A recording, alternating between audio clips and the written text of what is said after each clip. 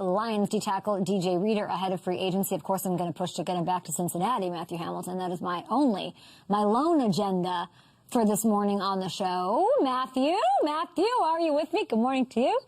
You are not joining me. Yeah, you're not joining me down in Ponte Vedra,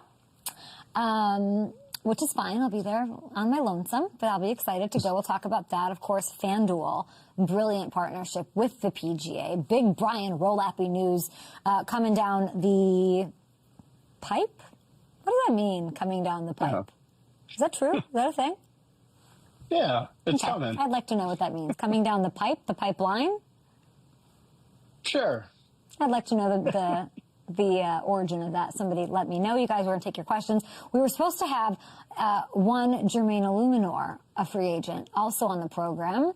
Here's an interesting tweet. Connor Hughes says the Giants trying to get something done with Jermaine before things get crazy at 12. There are 3 other teams very interested in encircling, though. We were told last minute, and Jermaine Illuminor, not a man to cancel an interview.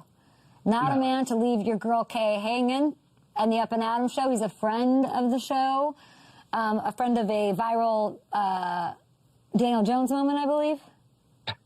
True? Yep. Yeah, as well here on the program. His agent pulled him. I think his agent, who pulled him? Somebody. Yeah. And again, if there's ever a reason to cancel, go get your money, Jermaine. Yeah. We'll be here for you. Go get paid. We'll be here for you. But put that together. Do with that what you will. He is no longer on the program today because he is likely picking up phones, wheeling and dealing, as he deserves. Where do you want him to be? I mean, I would love to see him back with the Giants. It seemed like he found a really good home there. Giants fans love him. It seems like everybody on that team loves him. I'd like for him to stay as they build this thing with Jackson Dart. Lots to talk about here. Let's get into this Dolphins news that we got during our call this morning when I talked about golf for 1 hour with my team and how little I knew and how much I now know. And the knowledge is only deepening here minute by minute. But it's NFL time, right? We had news that the Dolphins officially releasing Tua. No one's surprised by this. They're eating just under $100 million in dead money over the next 2 years. They traded Minkah Fitzpatrick to the Jets this morning. And should they get rid of Achane and Waddle as well? Sorry, Dolphins fans, I think yes. There are 3 paths here, in my opinion. They can go after Malik Willis, and they'll probably have to continue shedding salaries and completely tear down a rebuild. That's one way to go. Option 2, go get Kyler Murray for the vet minimum. He'll probably be happy in Miami. Do I think you're going to get a ton out of him? No, but you're rebuilding then. And, maybe it gives him a chance when it comes to the front office making something happening with Achane long term, navigating around this stupid Tua cap hit that they have. There's that option. Do you bring in Kyler? And there's option 3. You give Quinn Ewers a shot. You gear up for the 2027 quarterback class. Which one do I like best? I want the cheapest thing, I think, because I think you're in a bad spot and your division's great and you should probably get Kyler because it's such a value. The sky is the limit for him if you can get something out of him.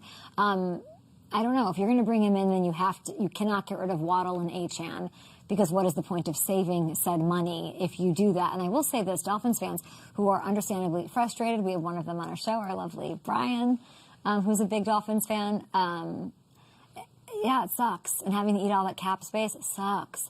But look what the Broncos just did. They just worked their way out of the exact situation, and they got to within a game of the Super Bowl within, 2 years of Sean being there?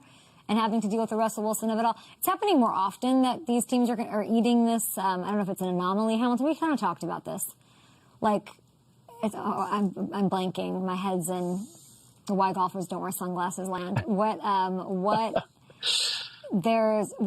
it? It was Russell. That was crazy. An anomaly and a ton of money that they had to eat when he went to the Steelers. And who else? There's another one. And it's really this offseason with Kyler, with Kirk Cousins, with Tua. We've got 3 of them this offseason. And, we hadn't really seen this happen in the past. But teams are more willing than ever to eat that money if they feel like they made a mistake and start the process faster instead of trying to, we paid him, he's our guy, let's make it work. It's let's eat money and start trying to rebuild. Are Jeff Hafley and John Eric Sullivan, Sean Payton and Vance? I don't know. And I will say to you, Dolphins fans, also, when 70 points get put up on this team, a la the Broncos, with Vance, maybe relax a little bit and give a little patience. Why don't you give a little room here as they've been successful? Should we talk about Max Crosby? Let's do it. It's all your fault, but yeah, let's do it. I didn't touch this story. I don't want any. I still am getting just crushed that I will be tried in the court of football, whatever, for my like Raiders fans. God love ya. God love you for thinking I have something to do with anything. And it's not even, I mean, but I guess I can be accused and tried for wanting him to win a ring. That's fair. Did I want him to leave the Raiders? I think I don't know. I feel like I just got ahead of the story.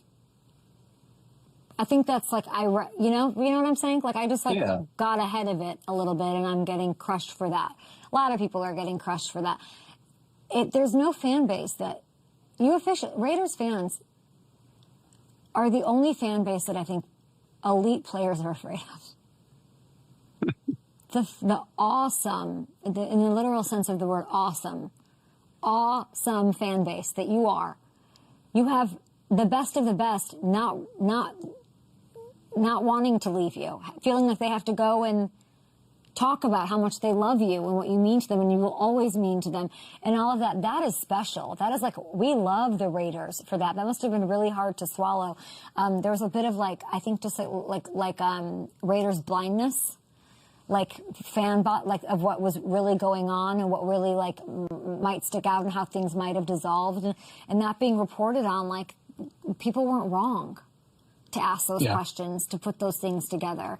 And are you a place that's going to win a Super Bowl in the next 3-4 years? I don't know. And I would love to hear from Raiders fans and what their feelings are after hearing what Max had to say so eloquently, so beautifully. He doesn't have to do that. Him doing that was important to him, I think, out of reverence and also some awesome fear of this fan base and their thoughts on him after he really did give every little bit of himself, mentally, spiritually, physically, to this team and this cause to win a Super Bowl. As far as him joining the Ravens, this is already swinging stuff. Winds of change in the AFC, at least, okay? Yep, here we go. FanDuel Sportsbook, you know it, you love it. The Ravens alone favorites to win the conference at plus 440. They're ahead of the Bills, sitting there at plus 500. They're also third in Super Bowl odds behind the Rams and Seahawks at plus 1,000. So this was a masterpiece deal for a guy who doesn't like me very much, Eric DeCosta. Good for you. This is make them a top 5 defense again? Yeah, it does, instantly. The writing is on the wall. Jamar Chase hated it. The rest of the AFC hates it. The window is now for this organization. So DeCosta does this, but then he pushes in the chips, which causes pressure. This is something that's a little uncharacteristic of him, which I like. The first time in 30 years, the history of the organization, they have not seen the past 3 decades trading a first-round pick for a player. And there are some, DeCosta made it happen. Good on him. And if you're going to deviate from your philosophy, this is the time to do it in said window, and this is the player to do it for it. The Ravens were bottom 3, I'll remind you, in sacks, bottom 3 in pass defense. So Max goes a long way in fixing both of those marks. And by every metric, he has been the best run defender on the edge as well. Baltimore, they have a star in every level of the defense again. Max, Roquan, Kyle Hamilton, really for the first time since Suggs left, 10 years ago? Okay, and Minter running things. And I don't know. The sky's the limit for this defense, and they need to be much better, is all I'll say about that. And they do have some work to do, by the way. Hamilton, do they have Tyler Linderbaum? It sounds like, just based on what's going on out there, it sounds like Linderbaum is likely out the door and going to get completely broken off. Can he go to DJ Reader's team? Yeah. Is that a crazy thing? There's a possibility. We'll see. I mean, they have their own cap situations going on. It sounds like this is going to be a wild deal that he's about to get. Okay. And he deserves it. But yeah, there's a lot of issues on that offensive line that are going to need to be addressed for sure. Reader, bounce back over to Cincy for me. And Tyler, you do your thing with the Lions. I just decided it. You're welcome. Yeah, I don't know. The offensive line has to be addressed, right? Because it's like you're doing all this. And I guess like the question you'd have if you're criticizing this kind of a deal, like you got to get the most Hamilton out of Lamar Jackson, out of Derrick Henry when you can in this window and go on the Super Bowl run. Like, were they a piece away is the question. Were they one Max Crosby away from winning a Super Bowl? What say you? I think yes, if they can fix this offensive line too. I think that's going to be a huge issue because it wasn't good enough last year, even with Linderbaum, and now